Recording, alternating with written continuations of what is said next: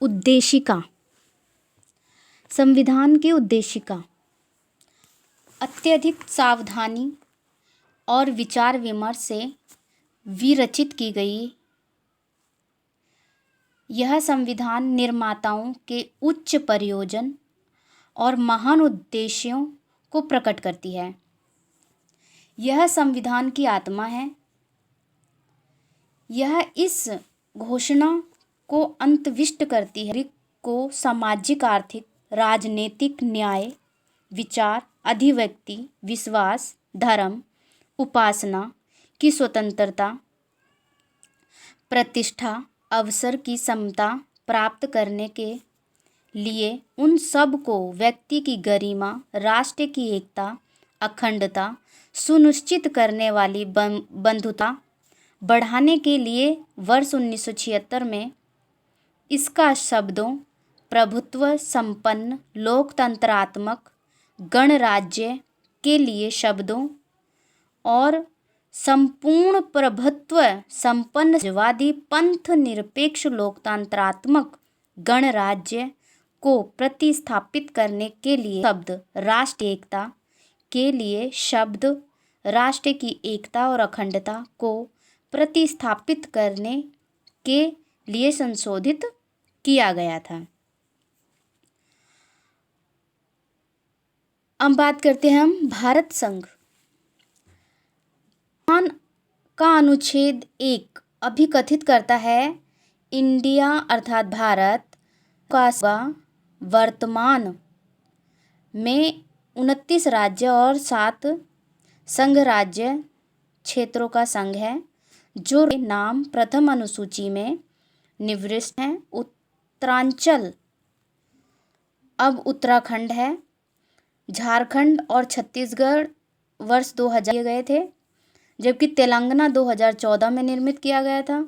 भारत के राज्य क्षेत्र में राज्यों के राज्य क्षेत्र और संघ राज्य क्षेत्र ऐसे अन्य राज्य क्षेत्र जो समय समय पर अर्जित किए गए समाविष्ट होंगे। आइए जानते हैं नागरिकता।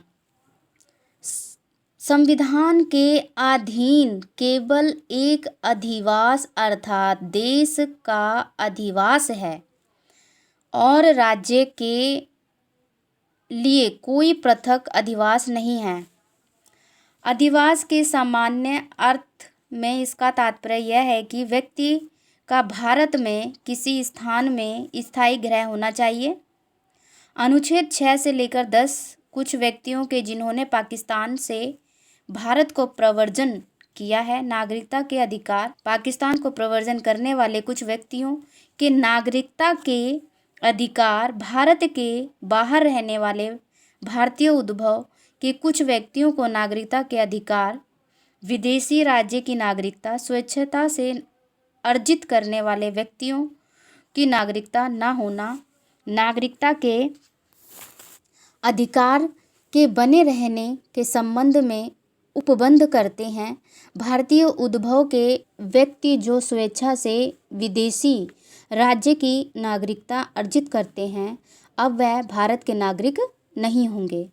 अनुच्छेद 11 के अधीन भारतीय संसद को विधि द्वारा नागरिकता के अधिकार को विनियमित करने के लिए सशक्त किया गया है। मूल अधिकार के बारे में जानेंगे। मूल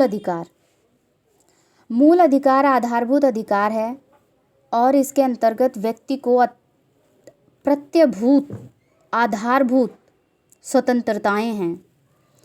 अनुच्छेद 12 से 35 मूल अधिकार के संबंध में प्रावधान करते हैं। मूल अधिकार प्रत्यभूत स्वतंत्रताएं हैं, किंतु ये स्वतंत्रताएं अत्यधिक नहीं हैं, न्यायिक रूप के प्रवर्तनीय हैं। कुछ अधिकार विधिक अधिकार से भिन्न हैं और विधिक अधिकार सामान्य विधि द्वारा संरक्षित और परिवर्तित हैं किए गए हैं। इसके प्रतिकूल मेल मूल अधिकार का संविधान द्वारा संरक्षित और प्रत्यभूत किए जाते हैं। संविधान संशोधन 46 व संशोधन अधिनियम 2002 द्वारा अनुच्छेद 21 के शिक्षा का अधिकार अतः स्थापित किया गया था। अधिकार क्षमता का अधिकार अनुच्छेद 14 से 18, स्वतंत्रता का अधिकार अनुच्छेद 19 से 22, शोषण के विरुद्ध अधिकार 23 से 24, धर्म की स्वतंत्रता का अधिकार 25 से 28, संस्कृति और शिक्षा संबंधी अधिकार 29 से 30, संवैधानिक उपचारों का अधिकार अनुच्छेद 32। संविधान 44वां संशोधन अधिनियम 1978 के पूर्व संपत्ति को अधिकार अनुच्छेद 30 के अधीन मूल अधिकार था, किंतु अब वह अनुच्छेद 300 के अधीन विधिक यानी कानूनी लीगल संवैधानिक अधिकार है। अनुच्छेद 13 सभी विधियों और प्रशासनिक कार्यवाहियों को मूल अधिकार का न्यून करती है, अंगीकृत और शून्य बनाता है। अनुच्छेद 14 सभी विधियों क्षमता और विधियों के समान संरक्षण प्रत्यभूत करता है। राष्ट्रपति और राज्यपाल समानता का समादेश के अपवाद हैं। अनुच्छेद 15 किसी नागरिक के विरुद्ध धर्म, मूलवंश, जाति, लिंग, जन्म स्थान इसमें से किसी के आधार पर विभेदीकरण को प्रतिषिद्ध करता है। यह अनुच्छेद संविधान 93वां संशोधन अधिनियम 2005 द्वारा प्राइवेट शैक्षणिक संस्थानों को चाहे सहायता पाने वाले हों या सहायता न पाने वाले हों शामिल करते हुए शैक्षणिक संस्थानों में अनुसूचित जातियों, अनुसूचित जनजातियों, पिछड़े वर्गों के लिए प्रवेश में आरक्षण का प्रावधान करने के लिए अनुच्छेद 16 लोक नियोजन के विषय में अवसर की समता के लिए उपबंध करता है। अनुच्छेद 17 अस्पृश्यता का अंत करता है। अनुच्छेद 18 उपाधियों का अंत करता है, किंतु यह अन्य संस्थानों और उपाधियों का सम्मान प्रदान करने से निवारित नहीं है। अनुच्छेद 19 वाक स्वतंत्रता यानी कहीं भी कुछ भी भाषण देने की स्वतंत्रता, अभिव्यक्ति स्वतंत्रता, शांतिपूर्वक निरायुध सम्मेलन, संघ बनाने, राज्य के राज्य क्षेत्र में सर्वत्र आबद्ध आचरण, भारत के राज्य क्षेत्र के किसी भी भाग में निवास करने, बस जाने, कोई वृत्ति, आजीविका, व्यापार या कारोबार करने को प्रत्यभूत करता है।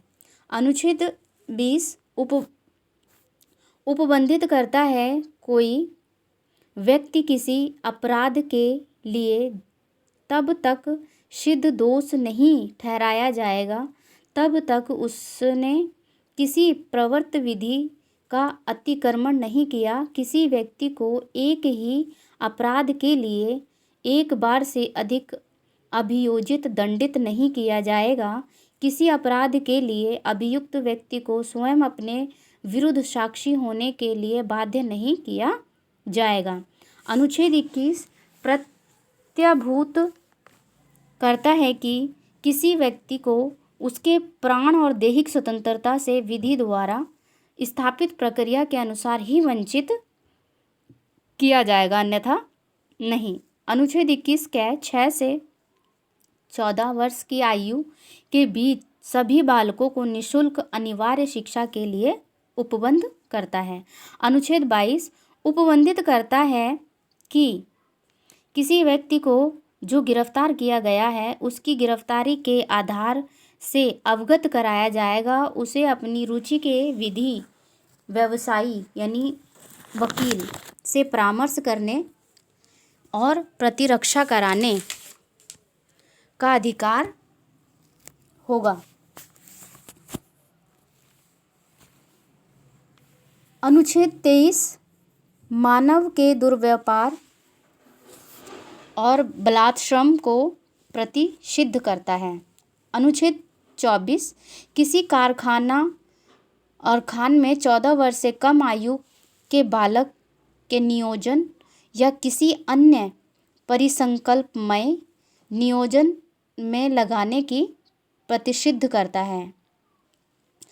अनुच्छेद 25 लोक व्यवस्था सदाचार स्वास्थ्य के अधीन रहते हुए अंतःकरण की स्वतंत्रता और धर्म के आबद्ध मानने, आचरण करने, प्रचार करने का आबद्ध उपबंध करता है।